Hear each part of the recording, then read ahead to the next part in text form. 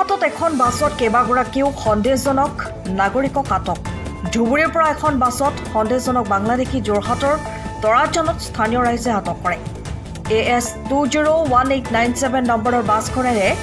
40 জনতকৈও অধিক সন্দেহযুক্ত নাগৰিক আহি থাকোঁতেই তৰাজানত বাছখনৰ বিজুতি হোৱা দেখা যায় স্থানীয় ৰাইজে বাছত অহা মানুহখিনিক লৈ সন্দেহ উপজে আৰু আৰক্ষীক চমজাই দিয়ে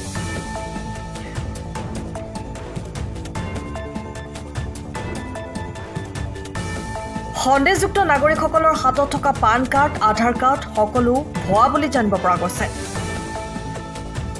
যোৰহাটৰ পৰা অনুপম বৰা ৰিপৰ্ট পোহৰ লাইভ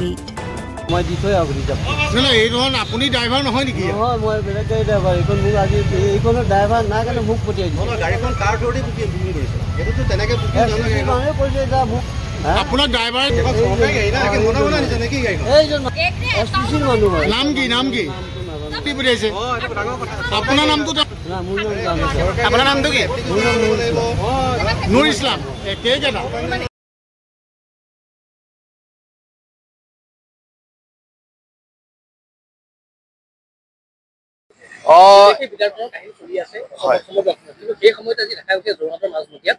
ধুবুৰীৰ পৰা এদল মানে 45 গৰাকীমান মানুহ আহি পেলাই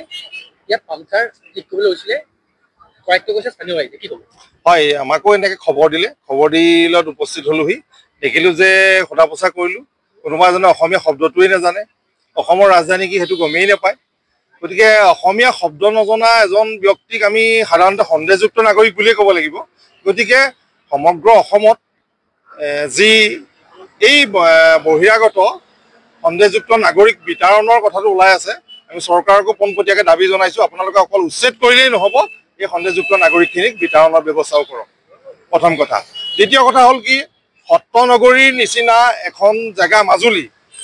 সেই মাজুলীলৈ যদি এনেধৰণৰ সন্দেহযুক্ত নাগৰিক বাছে আনিবলৈ হয় তেনেহ'লে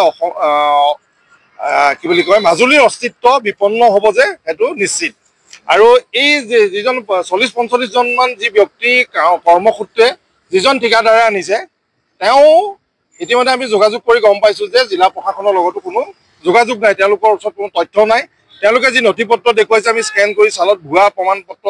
সেই প্ৰমাণপত্ৰখিনি ভুৱা প্ৰতিপন্ন হৈছে কিছুমানৰ সঠিক আছে 2-4 জনৰ গতিকে এনেজনৰ ভুৱা নথিপত্ৰৰে যদি কোনোবা জেগাত কাম কৰিবলৈ যায় তেনেহ'লে আমি সন্দেহযুক্ত নাগৰিক বুলি ক'লে কিছুমান লোকে হাস্য মানে কি উপহাস কৰে সেই উপহাস কৰা ব্যক্তিসকলক কৈছোঁ আপোনালোকৰ ভাই ভনীসকলো এই অসমতে অহা যোৱা কৰিব লাগিব এনেধৰণৰ সন্দেহযুক্ত নাগৰিকসকল যদি আমাৰ অসমত ভৰপূৰ হৈ পৰে বিশেষকৈ যোৰহাট মাজুলীৰ নিচিনা জেগাত যদি ভৰপূৰ হৈ পৰে ৰাতি 8-9 বজাত আমাৰ ছোৱালী এজনী ঘৰলৈ যোৱাৰ এটা পৰিৱেশ নাথাকিব গতিকে সকলোৱে এই সময়ত সজাগ হোৱাৰ প্ৰয়োজন হৈছে ইতিমধ্যে অসমীয়া সজাগ হৈছে বুলি আমি কৈছোঁ কাৰণ আমাৰ এই স্থানীয় ব্যক্তিসকলে আমাক খবৰ দিলে যে এইসকল ব্যক্তি অকণমান সন্দেহযুক্ত যেন লাগিছে সেইকাৰণে আমি ভাবিছোঁ যে যোৰহাটৰ শৈক্ষিক নগৰীৰ যিসকল সজাগ ব্যক্তি হিচাপে আজি পৰিচয় দিলে প্ৰত্যেকজন ব্যক্তিকে আমি আহ্বান জনাইছোঁ আপোনালোকে এনেধৰণে সজাগ হওক যদি সজাগ হৈ থাকোঁ তেনেহ'লে আমাক কোনো লাই নাপায় গতিকে আমি পুনৰবাৰ দাবী জনাইছোঁ ইতিমধ্যে আৰক্ষী প্ৰশাসনক এই ব্যক্তিসকলক গতাই দিছোঁ আৰু পুনৰবাৰ দাবী জনাইছোঁ এনেধৰণৰ সন্দেহযুক্ত নাগৰিক যদি আমাৰ যোৰহাট মাজুলীৰ নিচিনা জেগালৈ প্ৰবাহিত হয় তেনেহ'লে বীৰ লাচিত সেনাই ইয়াৰ প্ৰত্যুত্তৰ বেলেগ ধৰণে দিবলৈ সাজু আছে আৰু আপোনালোকে আটাইতকৈ ভয়ংকৰ বিষয় এটাই এই যি ASTCত আপোনালোকে খবৰ কৰিব পাৰে 6খনমান গাড়ী ধুবুৰীৰ পৰা যোৰহাটলৈ পুৱা 7 বজা 6 বজাৰ মানত অহা যোৱা কৰে শুনিবলৈ পাইছোঁ যে এগাড়ী আনে এগাড়ী থয় গতিকে এনেধৰণে যদি মানুহখিনি অনা নিয়া কৰি থাকে তেনেহ'লে আমাৰ তাত ক'বলগীয়া আছে গতিকে এই সন্দেহযুক্ত নাগৰিকসকলক অকল এতিয়া চৰকাৰে যি ব্যৱস্থা কৰিছে আমি শলাগ লৈছোঁ কিন্তু তেখেতসকলে বেয়া কাম কৰিলেও কিন্তু আমি সমালোচনা কৰোঁ গতিকে এই সুযোগতে যদি আমি এই সন্দেহজনক নাগৰিকসকলক ইয়াৰ পৰা পুলিয়ে পোখাই উঘালি নেপেলাওঁ তেনেহ'লে অনাগত সময়ত আমাৰ যোৰহাটৰ নিচিনা জেগাত ভয়ংকৰ ৰূপ ল'ব ধুবুৰীৰ পৰা যোৰহাটলৈকে দীঘলীয়া যাত্ৰা বহুত টোল গেট স্থাপন কৰিছে বহুত চেকপোষ্ট স্থাপন কৰিছে চৰকাৰ প্ৰশাসনে কৰি আছে সমগ্ৰ জেগাতে চেক কৰি আছে কোনটো আহিছে কোনফালে কিন্তু কেনেকৈ আহিবলৈ পালে সেইটোকে এটা ডাঙৰ সন্দেহজনক বিষয় সেইটোৱে কাৰ আশীষ পুষ্ট হৈ এওঁলোকে ইমান সাহসত আহিবলৈ পালে আৰু তাতোতকৈ ডাঙৰ কথা হ'ল কি ASTC চৰকাৰী পৰিবহণ নিগমৰ অন্তৰ্গত এখন বাছত এনেধৰণৰ সন্দেহযুক্ত নাগৰিক আনিছে কিয়নো এনেধৰণৰ বাছত যদি আনে পুলিচ প্ৰশাসনেও চেকিং নকৰে গতিকে আমি প্ৰশাসনকো আহ্বান জনাইছো আপোনালোকে এই বিষয়টো সক্ৰিয় হওক অকল দল সংগঠন বুলিয়ে নহয় প্ৰতিজন অসমীয়া যদি জাগে তেনেহ'লে এনেধৰণৰ আমাৰ যি বহিৰাগত সন্দেহযুক্ত নাগৰিকৰ আগ্ৰাসন ৰোধ কৰিব পৰা হ'ব তেওঁলোকে আচলতে সঠিক হেৰিটো দিব পৰা নাই ক'ৰ পৰা আহিছে কলৈ যাব সেইখিনি আমি সুধিলত কথাটো পোৱা নাই আৰু বাছৰ পৰা কোনো মানুহ এটা নমা নাই নানামিলতে আমাৰ সন্দেহ হ'ল আৰু এইখিনিয়ে হেৰি হৈ আছে বুলি এনেকুৱা যে অসমখনত আমাৰ এনেকুৱা হৈ আছে সেইটো কথা আমি গম পালো গম পাই পেলাই কোনোবাই চাগে খবৰ দিলে আপোনালোককো সেইকাৰণে মানে তেওঁলোকক ধৰিব পৰা হ'ল আৰু 10টা বজাত 10টাৰ পৰা ইয়াতে আছে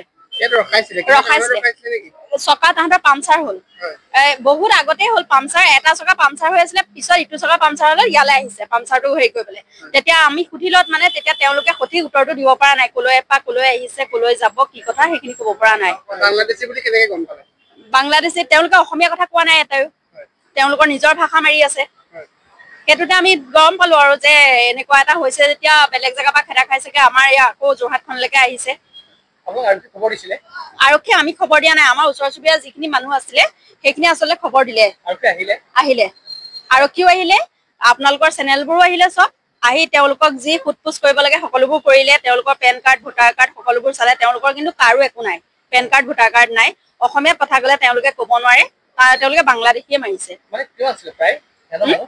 40-45 জন আছিলে 40-45 হ'ব তেওঁলোক আহি আছো বুলি কৈছে হেৰিয়াৰ পৰা ধুবুৰী সেই চাইডৰ পৰা আহি আছো বুলি ক'লে আৰু কৈ পেলাই এতিয়া তেওঁলোক যাব মাজুলী যাম বুলি কৈছিলে আমাক পুলিচে ধৰি লৈ গৈছে